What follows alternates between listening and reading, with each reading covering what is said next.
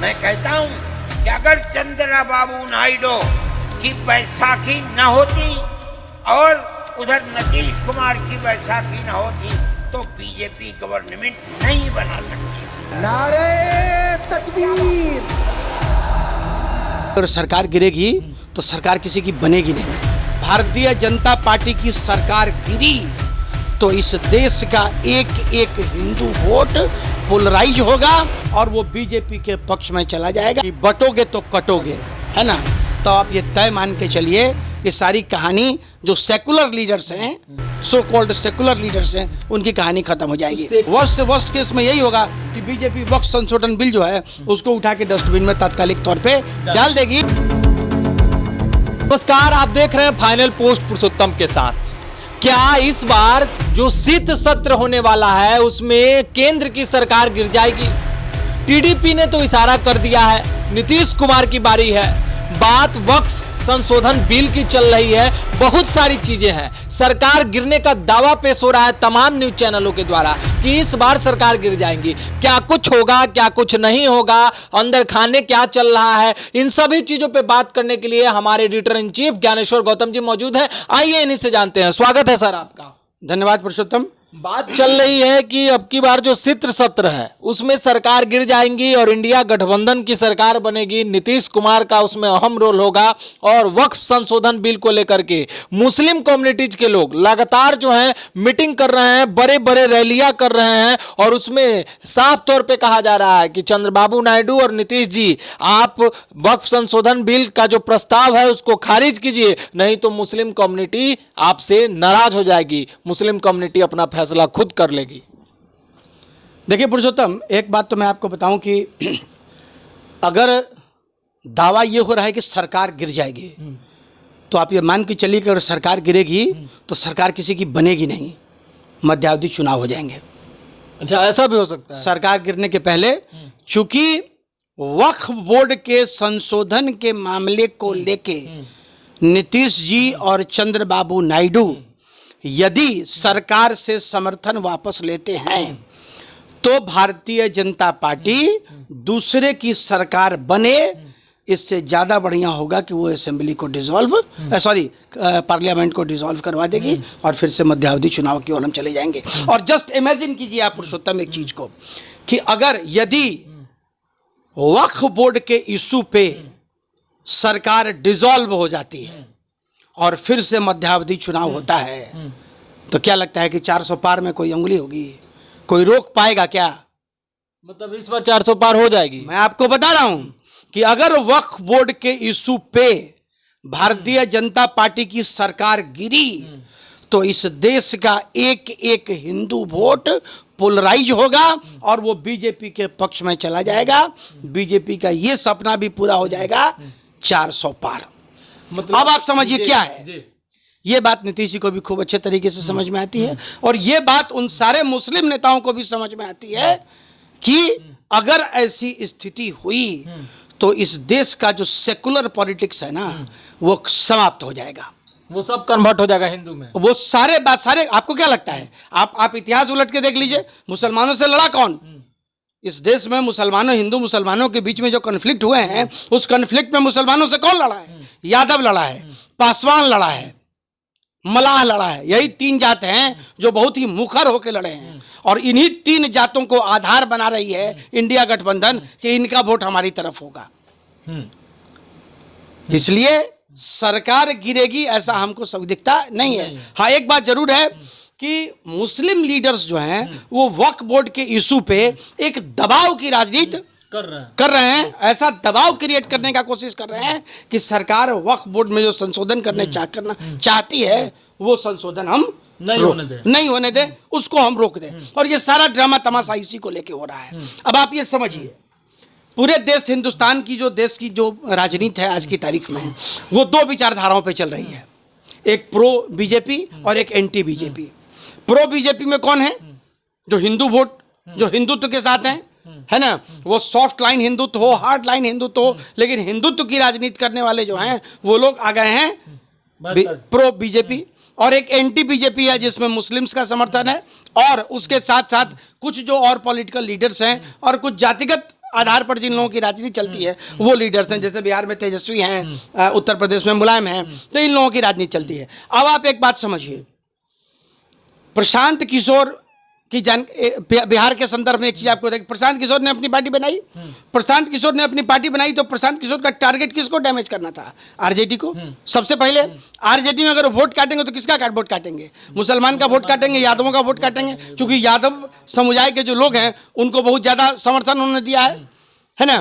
तो आप पूरे देश के लेवल पे इन चीजों को देख लीजिए, मुझे नहीं लगता है कि सरकार गिरेगी, और अगर सरकार इस मुद्दे पे गिरती है तो आप ये तय मान लीजिए कि पार्लियामेंट को डिसॉल्व किया जाएगा और फिर से मध्यावधि चुनाव की तरफ देश चला जाएगा। नारा जब गढ़ा जाता है तो दो चार नारे की, अब की बार मोदी सरकार, हर हर मोदी, घर घर मोदी, इसी कड़ी में एक जो नारा अभी आया है कि बटोगे तो कटोगे, ये भी आपकी जो बातें हैं उससे साक्षात होते दिखाई दे रहा है कि हिंदू वोटों को एक करने का जो काव्यात चल रही है ये धारा धरातल पे लागू होते, क्योंकि अब इसके टी शर्ट्स आ रहे हैं, शर्ट्स आ रहे हैं, प्रचार हो रहे हैं, योगी का जो नारा है तो ये अब इम्प्लीमेंट होते दिख रहा है। यही वक्फ संशोधन बिल, इसका मुझे लगता है कि इसी कारण ये नारा अगर इंप्लीमेंट हो जाता है तो वास्तव में पूरे देश के हिंदू एकत्रित हो जाएंगे। अब एक बात तो आप समझ लीजिए पुरुषोत्तम, 10 जगहों पे अभी मध्यावधि चुनाव है उत्तर प्रदेश में, और 4 जगहों पे मध्यावधि चुनाव है अभी बिहार में।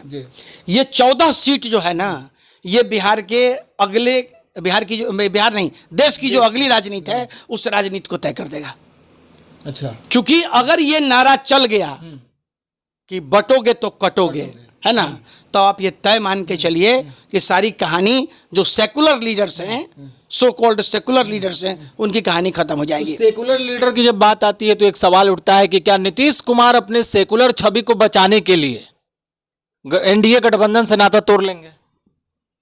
देखिए, एनडीए गठबंधन से नीतीश जी नाता तोड़ सकते हैं यदि नीतीश जी को विपक्ष प्रधानमंत्री का उम्मीदवार घोषित कर दे, तब तो ये तो संभव नहीं है, किसी दृष्टिकोण से संभव नहीं है। आर्किटेक्चर हैं इंडिया गठबंधन के, लेकिन सीट शेयरिंग की बात, आर्किटेक्चर है इंडिया गठबंधन के, लेकिन आप देख लीजिए ना गठबंधन की हालत। आपको क्या लगता है, हरियाणा में अगर इंडिया गठबंधन मजबूती के साथ चुनाव लड़ी होती तो भारतीय जनता पार्टी की सरकार नहीं बनती? नहीं बनती। आप ये देख लीजिए अभी यहाँ पे, और हालांकि हरियाणा से सीख लेते हुए इन लोगों ने कुछ कुछ लेवल पे मजबूती बनाने का काम किया महाराष्ट्र में, हाँ, लेकिन फिर भी बहुत विरोधाभास है।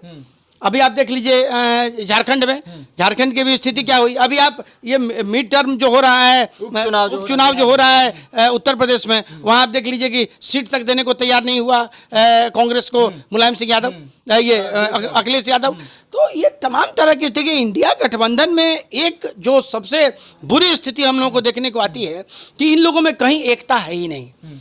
ये लोग सब लोग मिल के भी भारतीय जनता पार्टी से लड़ पाने की क्षमता नहीं जुटा पाते हैं। सीट शेयरिंग में ही उलझ जाते हैं। अच्छा, भारतीय जनता पार्टी का कॉन्सेप्ट बिल्कुल क्लियर है, और Bharatiya Janata party cadre based party है, तो किसी भी कैडर बेस्ड पार्टी को ये साइलेंट वोटर और न्यूट्रल वोटर्स वाली जो पार्टियां हैं, उन पार्टियों को कैडर वोट वाली पार्टियों से लड़ना थोड़ा मुश्किल है। अभी जो करंट में कुछ चीजें चल रही हैं, करंट में इमारत सरिया और जमीयत उलेमा ए हिंद, दो जो मुस्लिम कम्युनिटीज है, बड़ा बड़ा संगठन है, इसकी बैठक हो रही है, और इस एक बैठक में टीडीपी के जो उपाध्यक्ष हैं नवाब जान, वो भी पहुंचे हैं, और उन्होंने कहा है कि चंद्रबाबू नायडू जो हमारे नेता हैं वो इस प्रस्ताव को, वक्फ संशोधन बिल के प्रस्ताव को पास नहीं होने देंगे। और जमीयत उलमा ए हिंद ने यहां तक कह दिया है कि नीतीश कुमार ने हमारे आमंत्रण को स्वीकार कर लिया है, पटना में जो हमारी बैठक है उस बैठक में वो मौजूद होंगे। तो ऐसी स्थिति में आमने सामने नीतीश को ला करके भाजपा के सामने खड़ा करके एक नई लड़ाई की योजना तो बन रही है। देखिए पुरुषोत्तम, हमने पहले ही आपको कहा कि ये सारा प्रेशर पॉलिटिक्स है, इसमें डिसीजन नीतीश कुमार का मायने रखता है। नहीं, नीतीश, अच्छा हम आपको बताएं, ऐसा थोड़े कि जो बातें हम लोग कल्पना कर रहे हैं वो नीतीश जी नहीं समझते होंगे।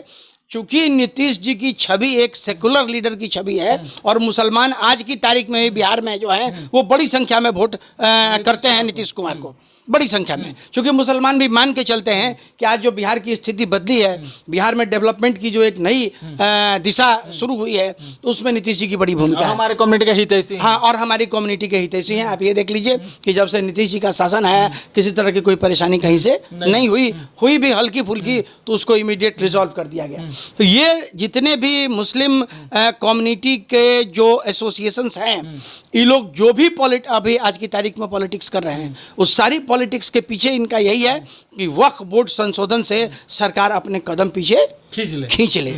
बीजेपी भी चीज़ों को वॉच कर रही है, देख रही है क्या होना है। अरे what happens in the worst case, worst से वर्स्ट केस में यही होगा कि बीजेपी वक्फ संशोधन बिल जो है उसको उठा के डस्टबिन में तात्कालिक तौर पे डाल देगी और देश के हिंदुओं को एक मैसेज देगी कि जब तक तुम हमको फुल मेजोरिटी, एब्सोल्यूट मेजोरिटी, कोई फायदा होने वाला है। निश्चित तौर पे ये जितना आप, अच्छा दूसरा क्या मैं आपको बताऊं, हमारे जो अपने इंटरनल सोर्स हैं, वो हमारे इंटरनल सोर्स ये बताते हैं हाँ कि भारतीय जनता पार्टी भी 100 दे रही है।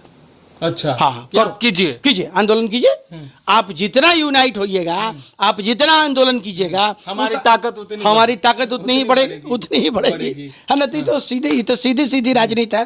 देखिए अभी क्या है कि अभी नीतीश जी के ऊपर प्रेशर होगा, अभी चंद्रबाबू नायडू के ऊपर प्रेशर होगा। ये सारे प्रेशर क्रिएट करने के पीछे उद्देश्य सिर्फ यही है। इनका उद्देश्य है कि वक्फ बिल संशोधन से सरकार अपने कदम खींच ले। भारतीय जनता पार्टी क्या है कि इस देश के मुसलमानों को एक मैसेज देने की कोशिश करेगा कि भाई हमको तुमने एब्सोल्यूट मेजोरिटी नहीं दिया, हम वक्फ बिल संशोधन नहीं कर पाए। भाई भारत की जो लोकतांत्रिक व्यवस्था है, उस लोकतांत्रिक व्यवस्था में जो सिस्टम, जो संविधान हमारा कहेगा, हम उसी हिसाब से कुछ कर सकते हैं। बिल लोकसभा में पास होगा, राज्यसभा में पास होगा और तब उसके बाद अंतिम समय में परमिशन के लिए राष्ट्रपति के पास जाता है। लेकिन पास ही अगर नहीं होगा तो सरकार तो अपनी नीयत स्पष्ट कर देगी कि भाई हमारी तो नीयत थी, है ना, हम तो लेके आए, है ना। लोगों ने नहीं होने दिया, तो किन लोगों ने नहीं होने दिया? तो इन लोगों ने नहीं होने दिया, तो उनको छोड़ो, हमारे साथ आ जाओ। फुल मेजोरिटी हमको दो, देखो हम दिशा कैसे बदल देते हैं। तो भारतीय जनता पार्टी के दोनों हाथ में लड्डू है। हाँ, बहुत बहुत धन्यवाद सर आपका। तो तमाम न्यूज चैनलों पे जो बहस चल रही थी कि ऐसा कुछ हो जाएगा, ठीक उसके उल्टे आपने देखा कि हमारे एडिटर इन चीफ ने बताया कि ऐसा कुछ नहीं होगा। भाजपा के दोनों हाथ में लड्डू है और भाजपा कहीं ना कहीं इस पूरे मुद्दे पर सह दे रही है। हिंदू वोटों को पोलराइज करना और हिंदू वोट एक साथ अगर आ जाते हैं तो ये एक बड़ा खेल होगा पूरे भारत देश में। तो बने रहिए आप हमारे साथ, देखते रहिए फाइनल पोस्ट। बहुत बहुत धन्यवाद।